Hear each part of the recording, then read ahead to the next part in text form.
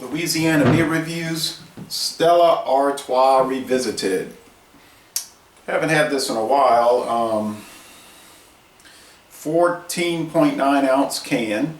Now this is kind of an expensive beer around here. It's $2.19 for this can. These come in 4-packs, but they break them up and sell them singly at Racetrack. Best before the end of September 2015. So this has got to be really fresh. Import Brands Alliance, that's Anheuser-Busch InBev. Stella Artois Louvain, Belgium. Now, the company, the brewery, they think can be traced back to 1366, when that was an area known as the Low Countries of the Netherlands, which was under the umbrella of the Holy Roman Empire. Now, many centuries later, and close to 90 years ago, they came out with a special Christmas lager, and it was called Stella Artois. Now that's the Artois family that was in control of this brewery, and it means Artois star in Latin. They decided to make it a year-round beer. It's a very popular beer in Europe. It's becoming popular in America. I know this is always priced quite a bit higher than Heineken, probably 30% more expensive. Like Heineken 12 packs you can get for about $14.50, $14.49. You're going to see Stella Artois 12 packs for about $17.99. Alright, 5% alcohol, same as Budweiser. It's brewed with water, barley malt, hops, and yeast. No corn or rice adjunct. I was at a beer dinner one night, and the Stella Artois distributor here in Louisiana gave me a set of 4 glasses, so these are really fine. I'm not going to do the pouring ritual because it's complicated and it's unnecessary, especially I'm pouring this out of a can. Now you'll see the pouring ritual, which they have a very good video about that on their website. They cut the foam off with a knife. That's nice and all, but I'm not going to do it. It's a nice show, I guess. They do train the bartenders, the barmaids, to do it. Beautiful golden appearance, thick white head. I'm picking up little bits of sediment all throughout, little white chunks. Not chunks, but little white threads, almost like dust. This is a clean glass, and some ascending bubbles. So filter it as much as they can, of course. They filter it highly, but it's going to have some, under good light, and a strong light outside. It's clear today. Going to have that. It's chilly. It's about 52 degrees. I have windows open, but anyway, have some good cheese, or you might not think it's good. Limburger, Country Castle Limburger cheese. There's only 2 places in America that make it. It's in Wisconsin. This style of cheese comes from Belgium. I figured that'd be a good cheese to have with this. Limburg was a province that was right on the border,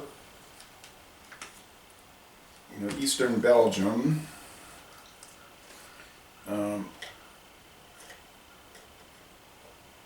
And that's where the cheese came from. Southern Netherlands, eastern Belgium,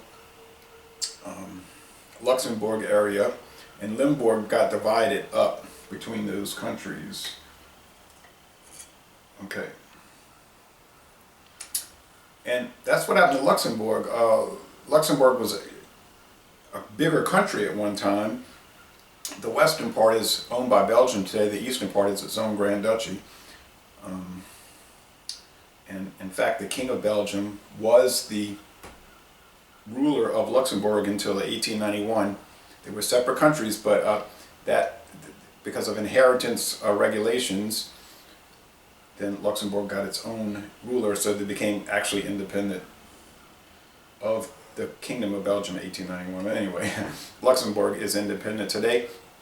It was part of the German Confederation until 1866. All right, enough of the history lesson. Limburger cheese is the smelliest cheese in the world, but it tastes pretty good. It's creamy.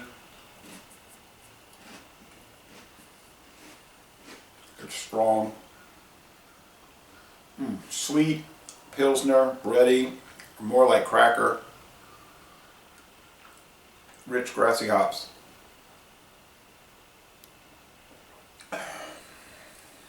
Now, as a comparison, I bought a 24-ounce can of Tecate Light for the same price, $2.19. Now, it may not cost a penny more to make the Stella Artois, but they're going to position it at a high price range, level, price point, because they want it to be portrayed as a upscale beer that you would drink if you were really putting on airs or putting on the dog or whatever you want to say. Maybe not putting on airs, but stepping out. The cheese is $6.49 for the 8-ounce block. Not inexpensive.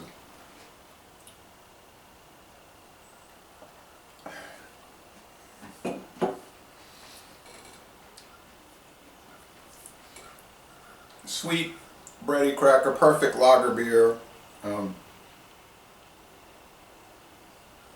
Is it better than Heineken? I don't know. It might possibly have a little stronger grassy hop flavor. I can't really say it's better than Heineken. Certainly on its own stands up well. Doesn't get good scores on Rate Beer. Beer Advocate says it's okay, but they tend not to like European pale lagers. So for the style, I think it's probably as good as it can get, really. For beer overall, I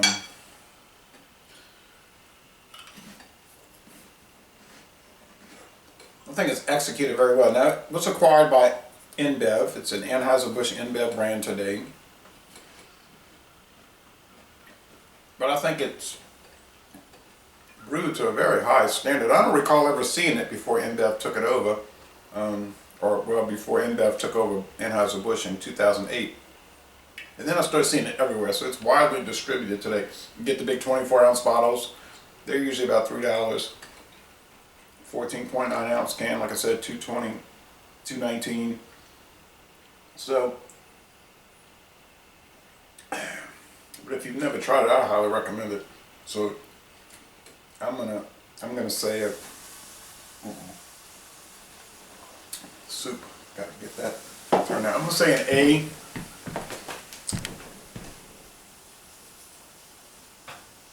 Yeah, I'd have to go with a solid A. Everything considered. So, most excellent beer, Les Bon Temps Relais, and y'all come on down to Baton Rouge, which is northwest of here, and go to a Southern University basketball game.